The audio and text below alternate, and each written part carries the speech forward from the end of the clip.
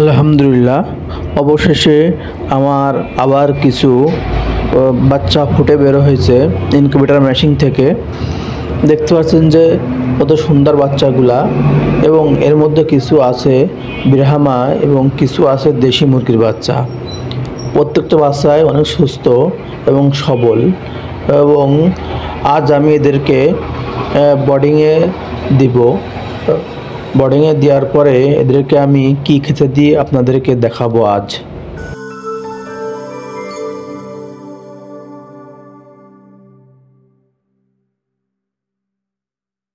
আসসালামু আলাইকুম রহমতুল্লাহ। যশোর একে কৃষি চ্যানেল থেকে আপনাদেরকে স্বাগতম।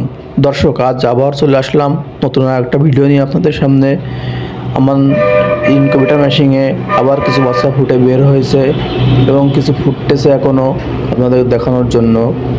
এবং আমি এদেরকে ডিম ফোটার সময় কি করি তা আপনাদেরকে জানাবো, এবং বাচ্চা ফুটে বের হওয়ার পরে বোর্ডিংয়ে দিই এবং এদেরকে কি খেতে দিই সর্বপ্রথম আপনাদেরকে আজ সরাসরি দেখাবো। চলেন দেখেন আমার বাচ্চাগুলো কত সুস্থ, এবং প্রত্যেকটা বাচ্চা ডিম থেকে বের হচ্ছে। এবং এদেরকে যখন বের হয় ডিম থেকে, আমি তখন পানি স্প্রে করি যাতে করে ডিমের খোসা নরম থাকে, বাচ্চাগুলো সুন্দরভাবে বের হতে পারে। এবং এদেরকে আমি কি খেতে দিই আপনাদেরকে বলবো আজ। এদেরকে আজ আমি বোর্ডিংয়ে দিব, এবং বোর্ডিংয়ে কি খেতে দিই তা আপনারা দেখবেন আজ। এই যে আমি এই ট্রেতে করে আমি এদেরকে বোর্ডিংয়ে নিয়ে যাব, এবং প্রত্যেকটা বাচ্চা দেখতে পাচ্ছেন যে কত সুন্দর ছটফটে হয়ে গেছে। এদের বয়স 2 দিন, অন্তত 2 দিন পরে এদেরকে খেতে দিতে হয়। এর আগে দিলে বাচ্চা মারা যাওয়ার সম্ভাবনা থাকে। দেখতে পাচ্ছেন এদেরকে আমি সর্বপ্রথম লেবু দিব, কাগজে লেবু, যে কোনো লেবু দিলে হবে, ভিটামিন সি, যাতে করে এদেরকে ভিটামিনের ঘাটতি না থাকে এবং দ্রুত খাওয়ার চাহিদা আসে। এজন্য সর্বপ্রথম এদেরকে আমি 1 চামচ পরিমাণ লেবুর রস দিব পানির সঙ্গে। এটা 1 দিন, 2 দিন, 3 দিন চলবে। দেখতে পাচ্ছেন যে লেবুটা আমি কেটে নিয়েছি সুন্দরভাবে, এবং এদেরকে সর্বপ্রথম আমি এই বোর্ডিংয়ে দিব। দেখতে পাচ্ছেন যে আমি ছালার বস্তা দিয়ে নিয়েছি, যাতে করে বাচ্চাগুলা সুন্দরভাবে তাপ নিতে পারে। এই যে আমি বাচ্চাগুলা এখানে রেখে দিতেছি এক এক করে।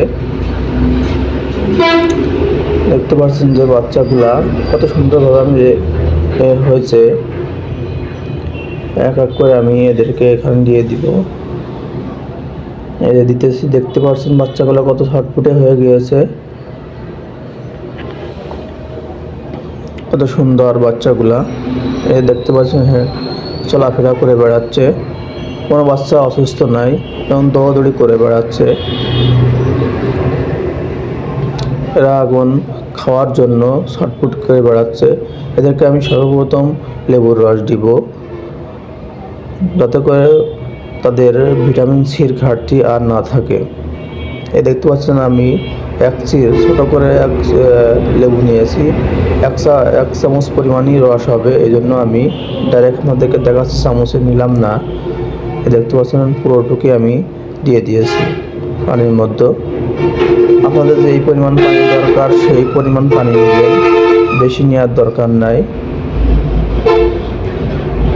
ভালো করে ঝাঁকিয়ে নেবেন, নেওয়ার পরে এদেরকে খেতে দিবেন। দেখতে পাচ্ছেন যে এদেরকে আমি খেতে দিয়েছি, এরা এখনই খাওয়া শুরু করবে। দেখতে পাচ্ছেন যে এরা খাওয়া শুরু করে দিয়েছে কত সুন্দরভাবে, এবং দেখুন কত সুন্দরভাবে দৌড়াদৌড়ি করে বেড়াচ্ছে, এবং সবগুলো কি সুন্দরভাবে পানি খাচ্ছে। যখন পানি খাওয়া হয়ে যাবে এদেরকে আমি 15 থেকে 20 মিনিট পর আমি এদেরকে কি খাবার দিই সর্বপ্রথম আপনাদেরকে দেখাবো। এই তো আমার বাচ্চাগুলো কত সুন্দর হয়েছে। আমি এদেরকে ব্রয়লার স্টেসাস দিই, যেটা গুঁড়া ফিড বলে। এই গুঁড়া ফিড এদেরকে আজ খেতে দিব। দেখতে পাচ্ছেন যে এটা হলো গুঁড়া ফিড ব্রয়লারের, আমি এইটা খেতে দিই। এইটা খাবে আপনার 5 থেকে 7 দিন পর্যন্ত এই খাবারটা খাবে। এই দেখতে পাচ্ছেন যে কত সুন্দরভাবে এরা খাচ্ছে। এই খাবারটা খেতে দিলে দ্রুত বড় হবে এবং মারা যাওয়ার সম্ভাবনা কম থাকবে, যার কারণে আমি এই খাবারটা খেতে দিই যখন ছোটো থাকে। এবং ফিড খাওয়ালে গা গরম থাকে মুরগি বাচ্চাদের, এই জন্য আমি এদেরকে ফিড দিই, যাতে করে বাচ্চা তাড়াতাড়ি বড় হয়, গ্রোথ ভালো থাকে এবং দ্রুত বড় হয়।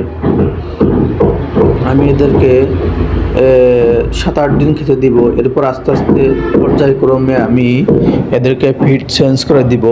এরপরে দেবো বলার যে বড় ফিডটা, এই ফিডটা খাওয়াবো। দর্শক আজ এই পর্যন্ত, দেখা হবে পরের ভিডিওয়। আসসালামু আলাইকুম ওয়া রাহমাতুল্লাহি ওয়া বারাকাতুহু। নামাজ বেহেশতের চাবি, নামাজ বাদ দিয়ে না বন্ধু, এপারের চেয়ে ওপারের জীবন বেশি সুন্দর।